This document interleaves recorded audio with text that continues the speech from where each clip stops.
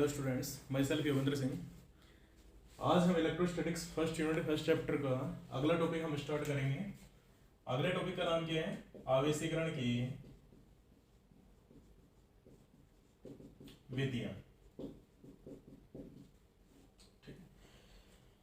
बेटा last chapter में last lecture में मैंने बताया था कि भाई आवेशीकरण का मतलब क्या होता है। आवेशीकरण का मतलब होता है कि कोई भी वस्तु है, किसी भी वस्तु पर आवेश उत्पन्न करने की जो प्रक्रिया है उसी को अपन क्या कहेंगे? आवेशीकरण कहते हैं। ठीक है, आवेशीकरण के तीन मेथड थे। ठीक है, पहली विधि कौन सी है भाई? घर्षण विधि है। ठीक है ना भाई, आवेशीकरण की पहली विधि कौन सी है? घर्षण विधि है। सेकंड विधि कौन सी है? चालन विधि, या फिर अपन कह सकते हैं संपर्क विधि। ठीक है, और हमारे पास आवेशीकरण की तीसरी विधि कौन सी है भाई? प्रेरण विधि। ठीक है, पहली विधि है भाई घर्षण की, मतलब रगड़कर दो वस्तुओं को आवेश उत्पन्न किया जा सकता है। दूसरी हमारे पास क्या है भाई? चालन विधि या संपर्क विधि, मतलब आवेशित वस्तु के संपर्क में किसी दूसरी अनावेशित वस्तु को लाकर उसको आवेशित किया जाता है। और तीसरी विधि कौन सी है भाई? प्रेरण विधि है, जिसमें बिना रगड़े और बिना संपर्क में लाए वस्तु को आवेशित किया जाता है। ठीक है, अब देखो यहाँ पर जो फर्स्ट मेथड है, ठीक है ना, पहली विधि कौन सी है? घर्षण विधि। घर्षण विधि का मतलब क्या होता है भाई? घर्षण विधि में क्या होगा? जैसे अपन मानते हैं दो वस्तुएं हैं, पहली वस्तु कौन सी है? ए है, दूसरी वस्तु कौन सी है? बी है। ठीक है, हम किसकी बात कर रहे हैं? सामान्य अवस्था की बात कर रहे हैं। मैंने बताया था कि भाई सामान्य अवस्था में, ठीक है ना भाई, कोई भी वस्तु होती है, कोई भी वस्तु कैसी रहेगी? अनावेशित रहेगी। ठीक है ना भाई, अनावेशित क्यों होगी? उदासीन क्यों होगी? क्यों? क्योंकि इस पर जो नेट चार्ज है, नेट चार्ज की वैल्यू कितनी होगी? जीरो होगी। क्यों? क्योंकि देखो वस्तु या पदार्थ किससे मिलकर बनता है? परमाणु से मिलकर बनता है, और किसी भी परमाणु के अंदर जितने प्रोटॉन होंगे उतने क्या होंगे? उसमें इलेक्ट्रॉन होंगे। इसका मतलब ये है भाई जितना धनावेश होगा उतना क्या रहेगा? ऋणावेश रहेगा। तो अपन कह सकते हैं भाई सामान्य अवस्था में जो प्रत्येक वस्तु है वो कैसी होगी? उदासीन रहेगी। ठीक है ना भाई, वस्तु पर जो नेट चार्ज होगा उसकी वैल्यू कितनी आएगी? जीरो आएगी। ठीक है, तो हम मानते हैं कि भाई हमारे पास दो वस्तुएं हैं, पहली वस्तु ए है, दूसरी वस्तु बी है। वस्तु ए पर नेट चार्ज कितना है? जीरो है। वस्तु बी पर भी नेट चार्ज कितना है? जीरो है। कौन सी अवस्था में? सामान्य अवस्था में। लेकिन जब इन दोनों वस्तुओं को आपस में रगड़ा जाता है, रगड़ने पर क्या होगा कि एक वस्तु से इलेक्ट्रॉन बाहर निकलेगा, दूसरी वस्तु में इलेक्ट्रॉन प्रवेश करेगा। मैंने बताया था कि भाई इलेक्ट्रॉन हमेशा कम दृढ़ता से बंधी वस्तु से बाहर निकलता है और अधिक दृढ़ता से बंधी वस्तु में प्रवेश करता है। तो अपन मानते हैं कि भाई वस्तु ए से इलेक्ट्रॉन बाहर निकलता है और वस्तु बी में इलेक्ट्रॉन प्रवेश करता है। ठीक है, अब आपको पता है देखो, जिस वस्तु से इलेक्ट्रॉन बाहर निकलेगा उसकी सतह पर कौन सा आवेश उत्पन्न होगा? धनावेश आएगा। और जिस वस्तु में इलेक्ट्रॉन प्रवेश करेगा उसकी सतह पर समान परिमाण का ऋणावेश उत्पन्न हो जाता है। अपन मानते हैं भाई यहाँ पर जो चार्ज है वो कितना है? प्लस कैपिटल क्यू है, तो यहाँ पर चार्ज कितना आएगा? Minus capital Q. अगर अपन फाइनली बात करें तो ये वस्तु भी आवेशित है और ये वस्तु भी आवेशित है, तो अपन कह सकते हैं आवेशीकरण की इस विधि को अपन क्या कहेंगे? घर्षण विधि। ठीक है, मतलब घर्षण विधि में क्या होगा? स्टेटमेंट में क्या लिखोगे आप कि इस विधि में जब दो वस्तुओं को परस्पर रगड़ा जाता है, रगड़ने पर एक वस्तु से इलेक्ट्रॉन बाहर निकलता है, दूसरी वस्तु में इलेक्ट्रॉन प्रवेश करता है। जिस वस्तु से इलेक्ट्रॉन बाहर निकलेगा उसकी सतह पर धनावेश उत्पन्न होता है, और जिस वस्तु में इलेक्ट्रॉन प्रवेश करेगा उसकी सतह पर समान परिमाण का ऋणावेश उत्पन्न हो जाता है। ठीक है ना, आवेशीकरण की इस विधि को अपन क्या कहेंगे? घर्षण विधि कहते हैं। ठीक है, उसके बाद देखो सेकेंड मेथड है। सेकेंड मेथड कौन सा हमारे पास? चालन विधि या फिर संपर्क विधि।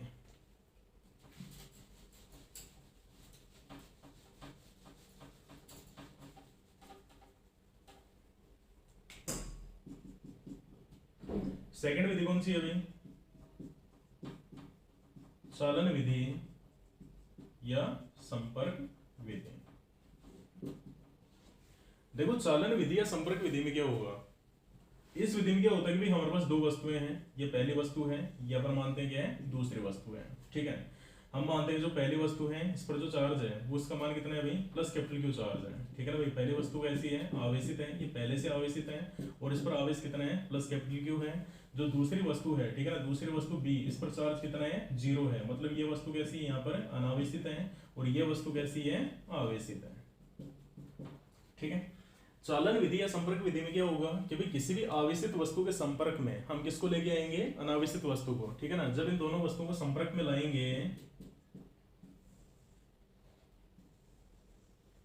संपर्क में लाने पर क्या होगा? यहाँ पर देखो आवेश का घनत्व ज्यादा है और यहाँ पर आवेश का घनत्व कम है। और आपको पता देखो आवेश हमेशा उच्च घनत्व से निम्न घनत्व की ओर क्या करता है? गमन करता है। मतलब ये वस्तु ए से कुछ आवेश निकलकर किसमें चला जाएगा? वस्तु बी पर चला जाता है। अपन मानते हैं वस्तु बी पर कितना आवेश गया? स्मॉल क्यू गया, तो यहाँ पर कितना बचेगा? Capital Q minus small Q. ठीक है, अब यदि इन दोनों वस्तुओं को अपन अलग अलग करें, अलग अलग करने पर क्या होगा, ये हमारे पास क्या है, वस्तु ए है, ये क्या है, वस्तु बी है। यहाँ पर चार्ज कैसा है भाई, पॉजिटिव चार्ज है, जिसका परिमाण कितना है, capital Q minus small Q. और यहाँ पर चार्ज कैसा है, यहाँ पर भी चार्ज पॉजिटिव है, लेकिन इसका परिमाण कितना है, यहाँ पर स्मॉल क्यू है। तो अपन फाइनली कह सकते हैं कि भाई ये वस्तु कैसी है, आवेशित है, और ये वस्तु भी कैसी है, आवेशित है। ठीक है, तो आवेशीकरण की ये जो विधि है, इस विधि को अपन क्या कहेंगे, चालन विधि या फिर संपर्क विधि। ठीक है, स्टेटमेंट में क्या लिखना है इसमें कि इस विधि में, ठीक है ना, किसी भी आवेशित वस्तु के संपर्क में जब अनावेशित वस्तु को लाया जाता है तो आपको पता है आवेश हमेशा उच्च घनत्व से निम्न घनत्व की ओर गमन करता है, जिसके कारण अनावेशित वस्तु में कुछ आवेश चला जाता है और जिसके कारण वो भी क्या हो जाती है, आवेशित हो जाती है। ठीक है ना, आवेशीकरण की ये जो विधि है, इस विधि को अपन क्या कहेंगे भाई, संपर्क विधि या फिर चालन विधि। ठीक है, इसी प्रकार से आवेशीकरण की जो तीसरी विधि है,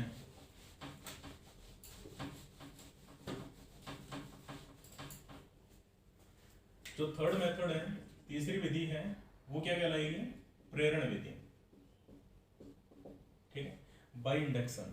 ठीक है, प्रेरण विधि में क्या होगा कि प्रेरण विधि में दो वस्तुओं को बिना रगड़े और बिना संपर्क में लाए आवेशित किया जाता है। ठीक है ना भाई, जब दो वस्तुओं को बिना रगड़े और बिना संपर्क में लाए आवेशित किया जाता है तो आवेशीकरण की ये जो विधि होगी इसको अपन क्या कहेंगे, प्रेरण विधि कहते हैं। ठीक है, फॉर एग्जाम्पल अपन बात करें, जैसे अपन मानते हैं हमारे पास कोई भी एक छड़ है, ठीक है,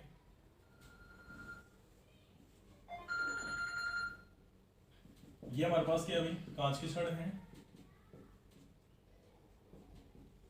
अगर हम कांच की छड़ को रेशम के कपड़े से रगड़े, कांच की छड़ को रेशम के कपड़े से रगड़ेंगे तो कांच की छड़ से इलेक्ट्रॉन बाहर जाएंगे और रेशम के कपड़े में इलेक्ट्रॉन प्रवेश करेंगे, जिसके कारण कांच की छड़ पर कौन सा आवेश आएगा, धनावेश आएगा, और रेशम के कपड़े पर कौन सा आवेश आएगा, ऋणावेश आएगा। ठीक है ना, अपन मानते हैं कांच की छड़ है जिसको रेशम के कपड़े की सहायता से बांधकर, अपन धागे की सहायता से बांधकर स्वतंत्रता पूर्वक लटका देते हैं। ठीक है, दूसरी अपन मानते हैं ये हमारे पास क्या है भाई, कोई भी एक दूसरी छड़ है, इस छड़ को हमने ए नाम दे दिया, ये हमारे पास क्या है भाई, छड़ बी है।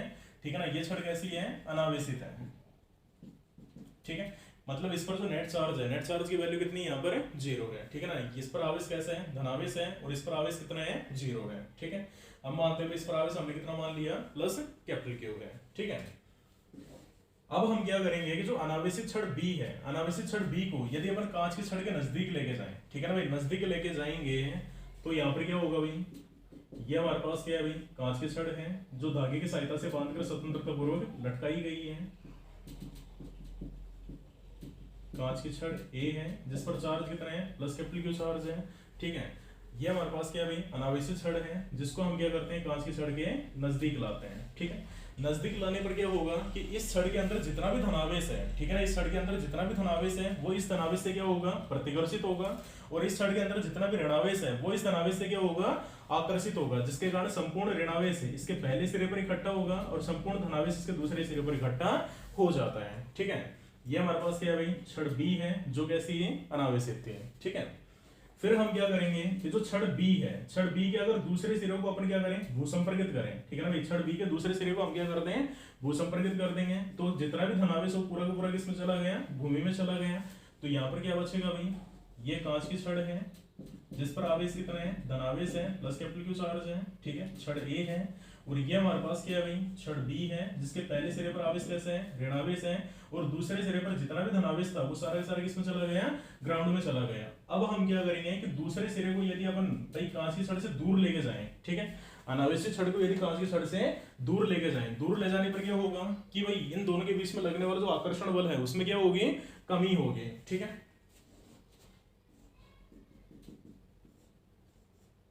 ये छड़ कौन सी है, कांच की छड़ है जो पहले से कैसी है, धनावेशित है।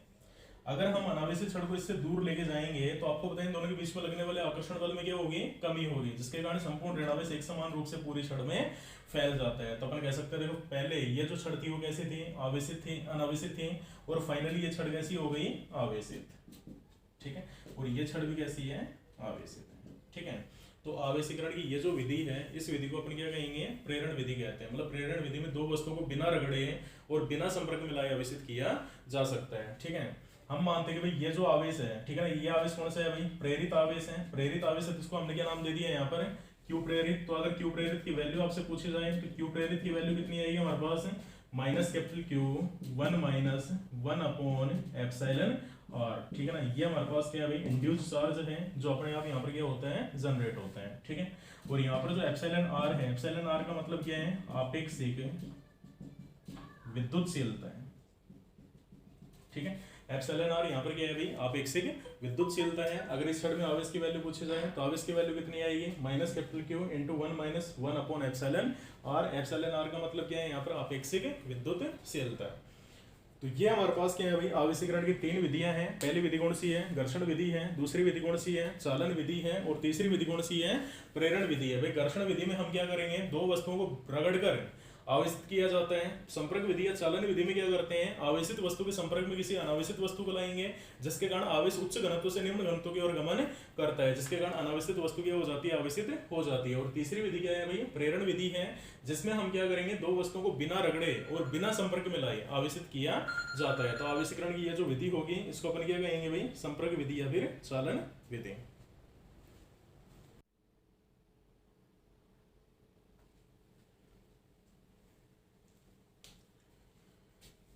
इसके बाद देखो भाई अगला टॉपिक क्या है अपना। सबसे पहले देखो नोट डाल के एक चीज समझते हैं अपन। जैसे अपन मानते हैं हमारे पास दो वस्तुएं हैं, ठीक है, ये वस्तु कौन सी है, ए है, ये वस्तु कौन सी है, बी है। ठीक है, जब इन दोनों वस्तुओं को आपस में रगड़ा जाता है, ठीक है ना भाई, अपन मानते हैं भाई ये जो वस्तु है, ये वस्तु क्या है भाई, कम दृढ़ है, और ये वस्तु क्या है, अधिक दृढ़ता से बंधी हुई है, तो अधिक दृढ़ वस्तु है।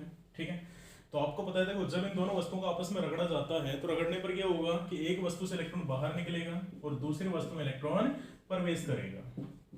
ठीक है, और आपको पता है इलेक्ट्रॉन हमेशा कम दृढ़ता से बंधी वस्तु से बाहर निकलता है और अधिक दृढ़ता से बंधी वस्तु में प्रवेश करता है। तो जिस वस्तु से इलेक्ट्रॉन बाहर निकलेगा उसकी सतह पर कौन सा आवेश आएगा, धनावेश आएगा,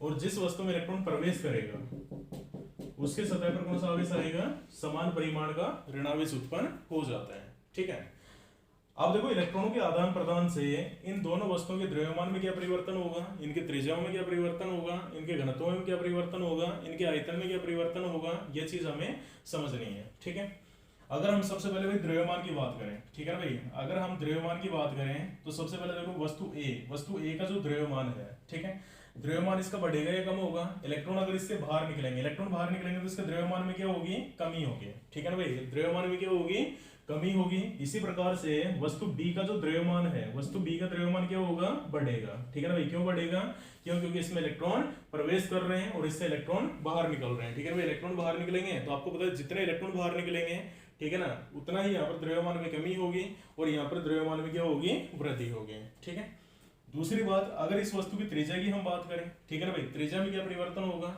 आपको बता देखो इलेक्ट्रॉन बाहर निकलने पर इसके ऊपर कौन सा आवेश आएगा, धनावेश आएगा, और आपको पता है धनावेश आएगा तो अपन कह सकते हैं धनावेश एक दूसरे क्या करेगा, प्रतिकर्षित करेगा, तो यहाँ पर इसकी त्रिज्या क्या होगी, बढ़ेगी। ठीक है ना भाई, अपेक्षाकृत पहले के बजाय यहाँ पर त्रिज्या का मान बढ़ेगा। ठीक है ना, इसी प्रकार से सेम कंडीशन यहाँ पर अप्लाई होगी कि यहाँ पर भी त्रिज्या का मान क्या होगा, बढ़ेगा। क्यों, क्योंकि इसके सतह पर भी समान परिमाण का ऋणावेश है और ऋणावेश के बीच में कौन सा बल लगेगा, प्रतिकर्षण बल लगेगा, जिसके कारण इसकी त्रिज्या भी क्या होगी, बढ़ेगी। ठीक है, तीसरी चीज क्या है यहाँ पर, अगर इसके आयतन की बात करें, ठीक है ना भाई, आयतन की हम बात करें तो आयतन में क्या परिवर्तन होगा, आपको पता है देखो भाई गोले का आयतन क्या होता है, अगर अपन माने कि भाई वस्तु कैसी है, गोलाकार है, तो गोले का आयतन कितना आएगा, 4/3 पाई आर क्यूब। ठीक है, मतलब आयतन किस पर डिपेंड करेगा, त्रिज्या पे। त्रिज्या का मान अगर बढ़ रहा है तो आयतन का मान भी क्या होगा, बढ़ेगा, और यहाँ पर भी इस वस्तु का आयतन क्या होगा, बढ़ेगा। ठीक है, चौथी पॉइंट, अगर अपन इसके डेंसिटी की बात करें, घनत्व की बात करें, तो आपको बता दें कि घनत्व बराबर क्या होता है, द्रव्यमान बट्टे आयतन। ठीक है, तो अपन कह सकते हैं इस वस्तु का द्रव्यमान क्या हो रहा है, कम हो रहा है। ठीक है ना भाई, आयतन क्या हो रहा है, यहाँ पर बढ़ रहा है, तो अपन कह सकते हैं कि इसके घनत्व में क्या होगी, कमी होगी। ठीक है ना भाई, घनत्व में क्या होगी, कमी होगी। क्यों, क्योंकि यहाँ पर देखो भाई आयतन द्रव्यमान इसका कम हो रहा है तो घनत्व इसका कम रहेगा, और आयतन अगर बढ़ रहा है तो भी इसका घनत्व क्या आएगा, कम आएगा, तो अपन कह सकते हैं इसके घनत्व में कमी होगी। इसी प्रकार से अगर हम इस वस्तु के घनत्व की बात करें तो इस वस्तु के घनत्व बराबर क्या आएगा, द्रव्यमान बट्टे आयतन। ठीक है ना भाई, द्रव्यमान यहाँ पर क्या हो रहा है, बढ़ रहे हैं, लेकिन आयतन में यहाँ पर क्या हो रही है, आयतन भी बढ़ रहा है, तो अपन कह सकते हैं इसका घनत्व भी क्या आएगा, कम होगा। ठीक है, अपेक्षाकृत इसका घनत्व भी घटेगा और इसका घनत्व भी घटेगा। तो ये हमारे पास कुछ बेसिक चीजें हैं जो हमें ध्यान में रखनी है कि भाई जिस वस्तु से इलेक्ट्रॉन बाहर निकलेगा और जिस वस्तु में इलेक्ट्रॉन प्रवेश करेगा उनके द्रव्यमान, त्रिज्या, आयतन और घनत्व में क्या परिवर्तन होता है, ठीक है। वो इलेक्ट्रॉन हमेशा कम दृढ़ता से बंधी वस्तु से बाहर निकलता है और अधिक दृढ़ता से बंधी वस्तु में प्रवेश करता है, ठीक है। तो ये चीज केवल आपके नॉलेज के लिए थी।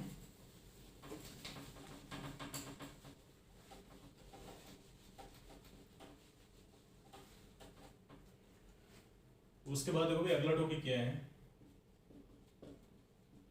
आवेश के गुण।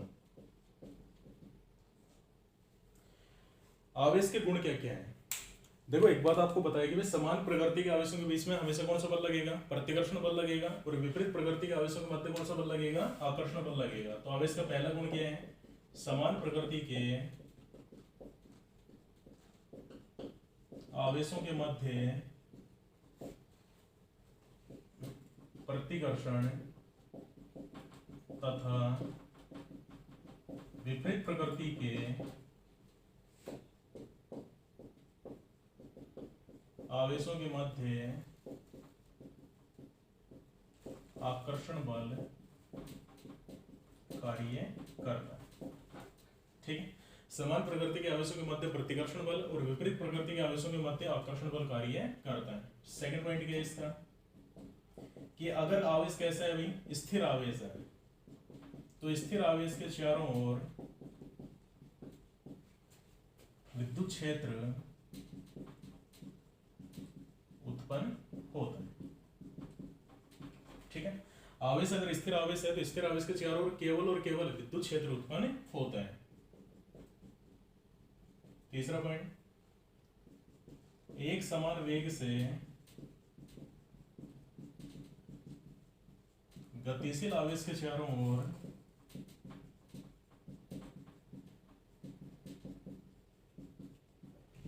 विद्युत क्षेत्र एवं चुंबकीय क्षेत्र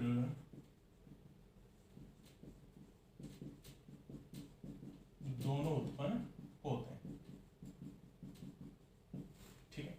अगर आवेश एक समान वेग से गतिशील है, ठीक है ना भाई, समान वेग से गतिशील आवेश के चारों ओर विद्युत क्षेत्र के साथ साथ चुंबकीय क्षेत्र भी उत्पन्न होता है। चौथा गुण क्या है इसका, त्वरित आवेशों के चारों ओर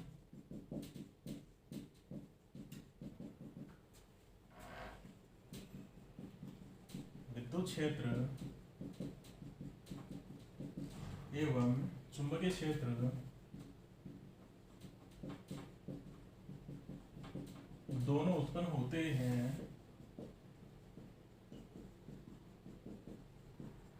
तथा ऊर्जा की एक तरंग उत्सर्जित होती है जिसे विद्युत चुंबकीय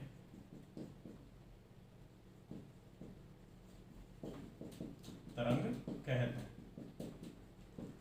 ठीक है। ये जो क्वेश्चन है, ये क्वेश्चन यहाँ पर अभी एआईपीएमटी के एग्जाम में, एआईपीएमटी या फिर अपन कह सकते हैं भाई नीट 2018 के एग्जाम में आया क्वेश्चन है, ठीक है। उसमें क्या पूछा गया था कि भाई त्वरित आवेश, ठीक है ना, विद्युत चुंबकीय तरंगों का उत्पादन किसकी सहायता से किया जाता है, तो विद्युत चुंबकीय तरंगों का उत्पादन हमेशा त्वरित आवेशों की सहायता से किया जाता है, ठीक है ना। या फिर अपन ये कह सकते हैं कि विद्युत चुंबकीय तरंगों का उत्पादन त्वरित आवेशों की सहायता से ही होता है, ठीक है। अगला इसका गुण क्या है, आवेश एक संरक्षित राशि होती है, ठीक है। आवेश कैसी राशि है भाई, संरक्षित राशि है। संरक्षित राशि का मतलब क्या है, आवेश को ना तो नष्ट कर सकते हैं ना ही उत्पन्न किया जा सकता है, ठीक है ना। आवेश को केवल अपन एक वस्तु से दूसरी वस्तु में स्थानांतरित कर सकते हैं। किसी भी निकाय का कुल आवेश हमेशा क्या रहेगा, नियत रहेगा, ठीक है। अगला पॉइंट क्या है भाई, आवेश एक क्वांटीकृत राशि है, ठीक है। क्वांटीकृत का मतलब क्या है, क्वांटीकृत का मतलब ये होता है कि भाई आवेश का जो आदान प्रदान है, ठीक है ना, वो हमेशा एक पूर्ण संख्या के रूप में होता है, ठीक है। मतलब इलेक्ट्रॉन का जो आदान प्रदान होता है वो हमेशा क्या रहेगा, एक पूर्ण संख्या के रूप में होता है, ठीक है ना। मतलब कोई भी वस्तु है, किसी भी वस्तु को जब अपन रगड़ते हैं, ठीक है ना, दो वस्तुओं को आपस में रगड़ा जाता है तो एक वस्तु से एक कम से कम एक इलेक्ट्रॉन बाहर निकलेगा, ठीक है ना। उसके बाद में दूसरा इलेक्ट्रॉन, तीसरा इलेक्ट्रॉन। इसका मतलब क्या है, इलेक्ट्रॉन का आदान प्रदान हमेशा पूर्ण संख्या के रूप में होता है, ठीक है। और जिस भौतिक राशि का आदान प्रदान होता है उस भौतिक राशि को अपन क्या कहेंगे, क्वांटीकृत राशि। भी आवेश का आदान प्रदान हो रहा है तो आवेश कैसी राशि हो गई, क्वांटीकृत राशि। ठीक है, अगला पॉइंट क्या है इसमें, आवेश एक योगात्मक राशि होती है। ठीक है ना भाई, आवेश कैसी राशि है, योगात्मक राशि है। और जो लास्ट पॉइंट है वो क्या है, आवेश एक योज्यात्मक राशि होती है। ठीक है, तो ये हमारे पास क्या बड़ा आवेश के गुण हैं। ठीक है ना भाई, आवेश के मुख्य हमने कितने गुण पढ़े, 8 गुणों के बारे में पढ़ा। भाई समान प्रकृति के आवेशों के बीच में प्रतिकर्षण बल लगेगा, विपरीत प्रकृति के आवेशों के मध्य आकर्षण बल लगेगा। स्थिर आवेश के चारों ओर केवल विद्युत क्षेत्र उत्पन्न होते हैं। ठीक है, एक समान वेग से गतिशील आवेश के चारों ओर विद्युत क्षेत्र और चुंबकीय क्षेत्र दोनों उत्पन्न होते हैं। त्वरित आवेश के चारों ओर विद्युत क्षेत्र, चुंबकीय क्षेत्र, इनके साथ साथ ऊर्जा की एक तरंग उत्सर्जित होगी जिसको अपन क्या कहेंगे भाई, विद्युत चुंबकीय तरंग कहते हैं। ठीक है, आवेश कैसी राशि है, संरक्षित राशि है। आवेश कैसी राशि है, क्वांटीकृत राशि है। आवेश कैसी राशि है, योगात्मक राशि है। और आवेश कैसी राशि है, योज्यात्मक राशि है। ये हमारे पास क्या भी आवेश के मुख्य 8 गुण धर्म हैं जिनके बारे में हम पढ़ेंगे। ठीक है, अब देखो इनकी कुछ डिटेल्स पढ़े अपन कि भी आवेश एक संरक्षित राशि है, आवेश एक क्वांटीकृत राशि है, आवेश एक योगात्मक राशि है और आवेश एक योज्यात्मक राशि है। अगर इनके हम डिटेल से अगर थोड़ा सा इसको पढ़ें तो समझना ही होगा।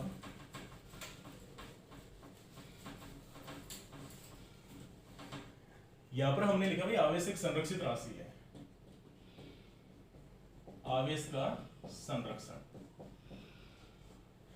देखो आवेश एक संरक्षित राशि है, आवेश एक संरक्षित राशि, इसका क्या मतलब है भाई, आवेश को ना तो नष्ट कर सकते हैं ना ही उत्पन्न किया जा सकता है। आवेश को केवल हम क्या कर सकते हैं, एक वस्तु से दूसरी वस्तु में स्थानांतरित कर सकते हैं। इसका देखो थोड़ा सा एग्जांपल लेके पढ़े यहाँ पर।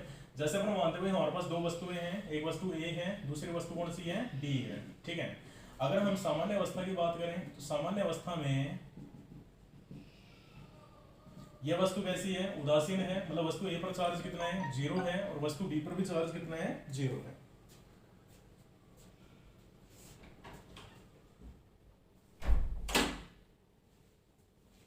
ठीक है, वस्तु ए पर आवेश कितना है, 0 है, वस्तु बी पर आवेश कितना है, 0 है। अगर भाई रगड़ने से पहले या सामान्य अवस्था में इस पूरे निकाय पर अगर हम कुल आवेश की बात करें, कुल आवेश कितना आएगा हमारे पास, क्यू डैश, और क्यू डैश बराबर कितना है भाई, Q A plus Q B. तो अपन कह सकते हैं इसका मान भी 0 प्लस इसका मान भी 0, तो अपन कह सकते हैं क्यू डैश का मान कितना आ गया, 0 आ गया। मतलब रगड़ने से पहले इस पूरे निकाय पर जो कुल आवेश है उसका मान कितना है, 0 है। ठीक है, अब यदि इन दोनों वस्तुओं को आपस में रगड़ा जाता है, रगड़ने पर क्या होगा कि एक वस्तु से इलेक्ट्रॉन बाहर निकलेगा, दूसरी वस्तु में इलेक्ट्रॉन प्रवेश करेगा। जिस वस्तु से इलेक्ट्रॉन बाहर निकलता है उसकी सतह पर कौन सा आवेश आएगा, ऋणावेश, धनावेश आएगा। और जिस वस्तु में इलेक्ट्रॉन प्रवेश करेगा उसके सतह पर कौन सा आवेश आएगा, ऋणावेश आएगा। मतलब यहाँ पर अपन मानते हुए चार्ज कितना है हमारे पास, प्लस कैपिटल क्यू चार्ज है, और यहाँ पर जो आवेश है वो आवेश कितना है, यहाँ पर है माइनस कैपिटल क्यू आवेश है। अगर हम रगड़ने के बाद इस पूरे निकाय पर कुल आवेश की बात करें तो रगड़ने के बाद पूरे निकाय पर कुल आवेश कितना है भाई, Q1 डबल डैश बराबर कितना आएगा हमारे पास, Q माइनस Q। तो अपन कह सकते हैं Q डबल डैश का मान कितना आ गया, 0। इसका मतलब क्या है कि भाई देखो रगड़ने के पहले इस पर आवेश कितना है, 0 है, और इस पूरे निकाय पर रगड़ने के बाद भी कुल आवेश कितना है, 0 है। इसका मतलब होता है कि भाई आवेश को ना तो नष्ट किया जा सकता है ना ही उत्पन्न किया जा सकता है। आवेश को केवल हम एक वस्तु से दूसरी वस्तु में स्थानांतरित कर सकते हैं। ठीक है, इसका मतलब क्या है, आवेश कैसी राशि है, संरक्षित राशि है। ठीक है,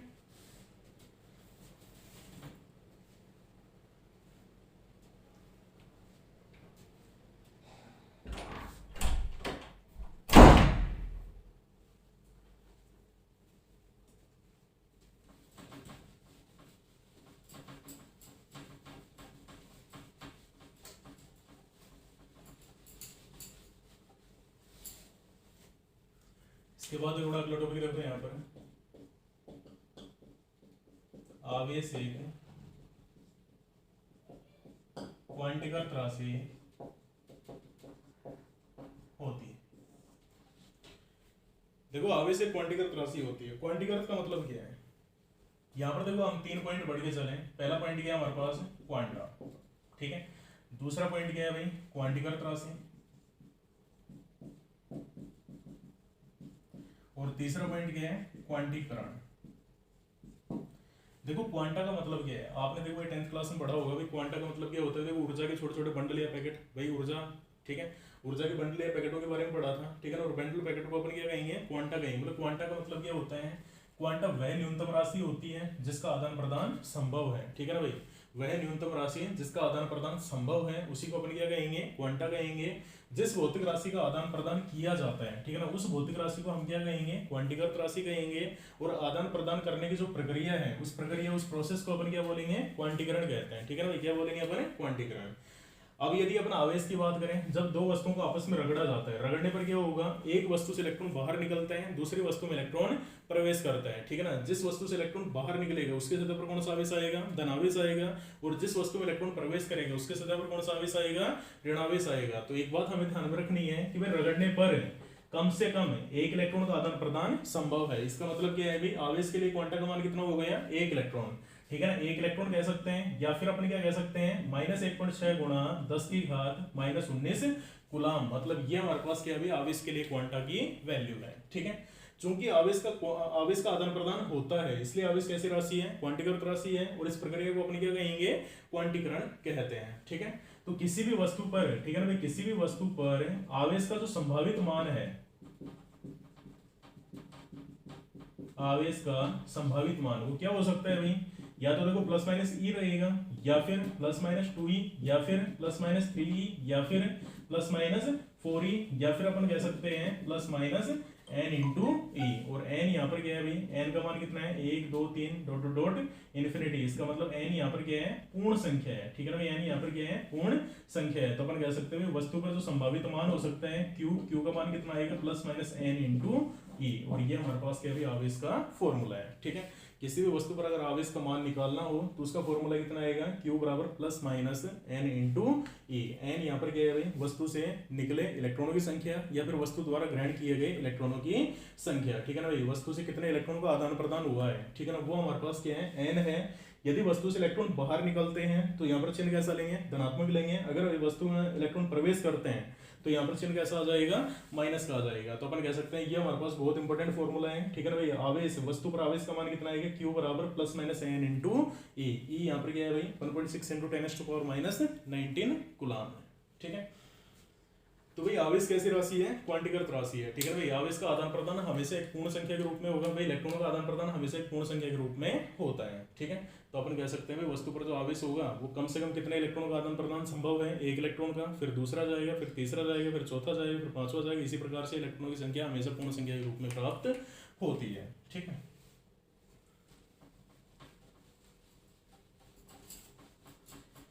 अब देखो इसी टॉपिक में एक छोटा सा टॉपिक और है भाई, क्वार्क कण,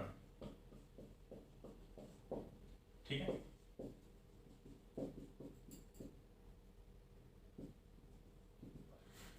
क्वार्क पार्टिकल, क्वार्क कण क्या होते हैं भाई, क्वार्क कण क्या होते हैं। देखो क्वार्क कणों के बारे में किसने बताया था, एक वैज्ञानिक थे जिनका नाम क्या था भाई, गैलमान, ठीक है। गैलमान ने क्या बताया, गैलमान ने क्या बताया कि जब कोई भी अस्थायी परमाणु, कोई भी अस्थायी परमाणु जब विघटित होकर स्थायी परमाणु में परिवर्तित होता है तो अल्प समय 10⁻⁻9 सेकंड के लिए कुछ भिन्नात्मक कणों की उत्पत्ति करता है, ठीक है। और वो जो भिन्नात्मक कण होंगे वो भिन्नात्मक कण ही क्या कहलाएंगे, क्वार्क कण कहलाते हैं, ठीक है। देखो गैलमान ने क्या बताया, गैलमान ने बताया कि भी कोई भी अस्थायी परमाणु जब विघटित होकर स्थायी परमाणु में परिवर्तित होता है तो अल्प समय 10⁻⁻9 सेकंड के लिए कुछ भिन्नात्मक कणों क्या करेगा, उत्पत्ति करेगा। और वो जो भिन्नात्मक कण है उसी को अपन क्या कहेंगे, क्वार्क कण कहते हैं, ठीक है। क्वार्क कण बेटा मुख्यतः कितने प्रकार के होते हैं, वैसे तो 5 प्रकार के होते हैं, और भी होते हैं, लेकिन हमारे सिलेबस में क्वार्क कण कितने प्रकार के पढ़ेंगे अपन, 2 प्रकार के क्वार्क कणों के बारे में पढ़ेंगे। पहला क्वार्क कण कौन सा है भाई, अप क्वार्क पार्टिकल, ठीक है। और दूसरा क्वार्क कण कौन सा है, डाउन क्वार्क पार्टिकल, ठीक है, ये हमारे पास क्या है भाई, अप क्वार्क कण है, और ये हमारे पास क्या है, डाउन क्वार्क कण है, ठीक है ना। जो अप क्वार्क कण है इन पर आवेश कितना आएगा, +2e/3, और जो डाउन क्वार्क कण है इन पर आवेश कितना आएगा भाई, -e/3, ठीक है ना। और अपन कह सकते हैं कि भाई इन्हीं क्वार्क कणों से इलेक्ट्रॉन, प्रोटॉन और जो न्यूट्रॉन है उन कणों की उत्पत्ति होती है। मतलब न्यूट्रॉन, प्रोटॉन और इलेक्ट्रॉन कण हैं उन पर आवेश इन्हीं को मिला के ये उनके बराबर होता है, ठीक है। मतलब जैसे अपन प्रोटॉन की बात करें तो भाई प्रोटॉन पर जो चार्ज है, प्रोटॉन पर चार्ज कितना है, फॉर एग्जांपल अपन बात करें, जैसे इलेक्ट्रॉन की बात करें अपन, इलेक्ट्रॉन पर आवेश कितना होता है भाई, ई के बराबर होता है, ठीक है। इसका मतलब क्या है कि इलेक्ट्रॉन को बनाने के लिए हमें क्या चाहिए भाई, 3 डाउन पार्टिकल चाहिए, ठीक है ना भाई। ये पहला डाउन है, ये दूसरा डाउन है, और ये तीसरा डाउन है। तो आप देखो भाई डाउन का मान कितना है भाई, डाउन क्वार्क पार्टिकल का आवेश कितना आएगा, -e/3, फिर -e/3 -e/3। अगर इसका एलसीएम लें अपन, तो एलसीएम लेंगे, इसको सोल्व करेंगे तो -3/3, 3 से 3 हम कैंसिल करते हैं, इसका मान कितना आ गया, -e। और आपको पता है इलेक्ट्रॉन का आवेश भी कितना होता है, -e। इसका मतलब क्या है भाई, इलेक्ट्रॉन कम से कम कितने क्वार्क कणों से मिलकर बनते हैं, 3 क्वार्क कणों से मिलकर बनता है, और वो 3 क्वार्क कण कौन से हैं, डाउन क्वार्क कण है, ठीक है ना। तो इलेक्ट्रॉन 3 डाउन क्वार्क कणों से मिलकर बनता है। इसी प्रकार से देखो प्रोटॉन भी 3 क्वार्क कणों से मिलकर बनता है। प्रोटॉन के को बनाने के लिए 2 अप क्वार्क कण चाहिए और 1 डाउन क्वार्क कण चाहिए, मतलब 2 अप और 1 डाउन क्वार्क कण से मिलकर प्रोटॉन बनेगा। और अगर हम न्यूट्रॉन की बात करें तो न्यूट्रॉन 1 अप और 2 डाउन क्वार्क कणों से मिलकर बनता है, ठीक है। तो ये हम एक बार घर पे भी इसकी प्रैक्टिस कर सकते हैं। तो क्वार्क कण क्या होते हैं भाई, इलेक्ट्रॉन, प्रोटॉन और जो न्यूट्रॉन है, ठीक है ना, उनसे भी छोटे पार्टिकल होते हैं, ठीक है ना। ये अस्थायी पार्टिकल होते हैं, ठीक है ना, जो कुछ समय के लिए उत्पन्न होते हैं और नष्ट हो जाते हैं, ठीक है।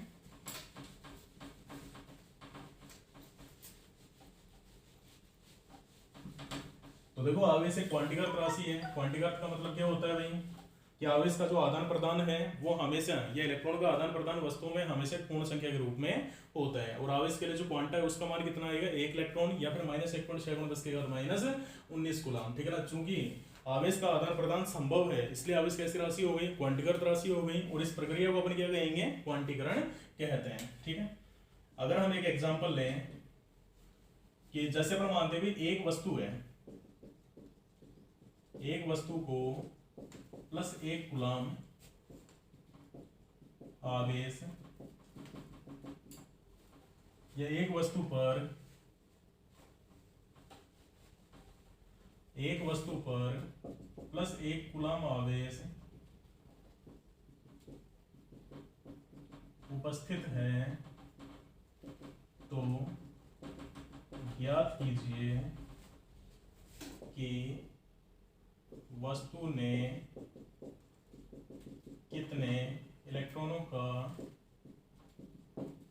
आदान प्रदान किया, ठीक है।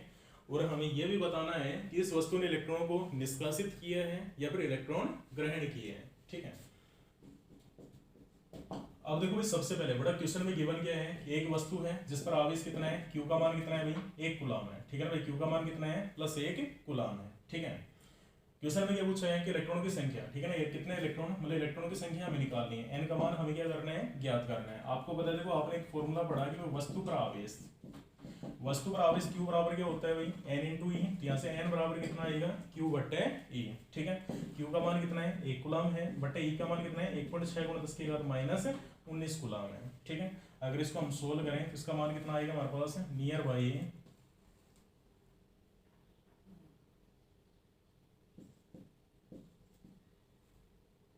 6.25 × 10⁻−18 सॉरी +18 इलेक्ट्रॉन, ठीक है। इसको थोड़ा कैलकुलेट कर लेना आप, हो जाएगा 10 1.6, ठीक है। अब देखो क्वेश्चन में सेकंड पार्ट क्या दिया गया था कि भाई वस्तु ने इलेक्ट्रॉन को ग्रहण किया या फिर निष्कासित किया, ठीक है ना भाई। आपको बता देखो इस वस्तु पर आवेश कितना है भाई, +1 कूलम है। भाई प्लस कब आएगा, जब वस्तु इलेक्ट्रॉन का दान करेगी। इसका मतलब अपन कह सकते हैं कि इस वस्तु ने इलेक्ट्रॉन क्या किए हैं, निष्कासित किए हैं, ठीक है। ग्रहण नहीं किए, वस्तु ने इलेक्ट्रॉनों का निष्कासन किया है। इसके बाद देखो भाई अगला टॉपिक क्या था हमारे पास, भाई आवेश एक योगात्मक राशि है। आवेश एक योगात्मक राशि है। देखो योगात्मक का मतलब क्या है, अपन मानते हैं कि हमारे पास कोई भी बढ़ी हुई वस्तु है, ठीक है ना, ये हमारे पास कोई भी बढ़ी हुई वस्तु है, इसके अलग अलग स्थानों पर अलग अलग आवेश उपस्थित है। जैसे अपन मानते हैं यहाँ पर कितना है, 1 कूलम आवेश है, यहाँ पर कितना है +2 कूलम आवेश है, यहाँ पर -3 कूलम आवेश है, यहाँ पर कितना है 5 कूलम आवेश है, यहाँ पर कितना है अभी 3 कूलम आवेश है। ठीक है, तो इस वस्तु पर जो कुल आवेश रहेगा, कुल आवेश का मान कितना रहेगा, इन सभी आवेशों के बीजगणितीय योग के बराबर रहेगा, मतलब +1 +2 -3 +5 +3। ठीक है ना, ये हमारे पास कैंसिल आउट हो गया, यहाँ पर कितना बच गया भाई 8 कूलम। ठीक है, इसका मतलब क्या है कि यदि किसी भी बड़ी हुई वस्तु के अलग अलग स्थानों पर अलग अलग आवेश उपस्थित है तो उस पूरी वस्तु पर जो कुल आवेश रहेगा वो संपूर्ण आवेश उन सभी आवेशों के बीजगणितीय योग के बराबर होता है। मतलब यहाँ पर आवेश को अपने ऐड करेंगे, लेकिन किसके साथ लिखेंगे, यहाँ पर चिन्ह के साथ लिखेंगे। ये हमारे पास क्या भी आवेश एक योगात्मक राशि है। ठीक है, एक सबसे लास्ट इसका जो प्रॉपर्टी है, लास्ट गुण है आवेश का, वो क्या है भाई, आवेश एक योज्यात्मक राशि है। देखो आवेश एक योज्यात्मक, योज्यात्मक का मतलब क्या है, योज्यात्मक का मतलब है कि भाई आवेश है कोई भी वस्तु है, ठीक है ना, किसी भी वस्तु पर स्थिर अवस्था में आवेश और गतिशील अवस्था में आवेश, ठीक है ना, इन दोनों का मान आपस में क्या रहेगा, बराबर रहेगा। इसका मतलब क्या है, देखो आवेश का मान कभी भी वस्तु के वेग पर निर्भर नहीं करता। अगर कोई भी वस्तु है अगर स्थिर अवस्था में है, ठीक है ना, उस पर आवेश 2 कूलम है, तो वो कितने भी अधिक वेग से गति करें उस पर आवेश का मान कितना रहेगा, 2 कूलम ही रहेगा। मतलब वेग के साथ साथ, ठीक है ना, आवेश के मान में कोई परिवर्तन नहीं होता। ठीक है ना, इसी घटना को अपन क्या कहेंगे भी, आवेश कैसी राशि है, योज्यात्मक राशि है। ठीक है, तो आज हमने देखो आवेशीकरण की विधियों के बारे में पढ़ा है और आवेशों के कुछ सिंपल गुण हैं, ठीक है ना, इनके बारे में हमने स्टडी की है। ठीक है, कल हम अगला टॉपिक पढ़ेंगे भाई कूलॉम का नियम। ठीक है, कूलॉम के नियम का सदिश निरूपण, कूलॉम के नियम का अध्यारोपण का सिद्धांत और विद्युत क्षेत्र और उसके कुछ डेरिवेशंस, वो हम कल सोल्व करेंगे। जैसे जैसे आप इनको पढ़ते चलो, ठीक है ना, इनके नोट्स आपको हम अवेलेबल करवा देंगे।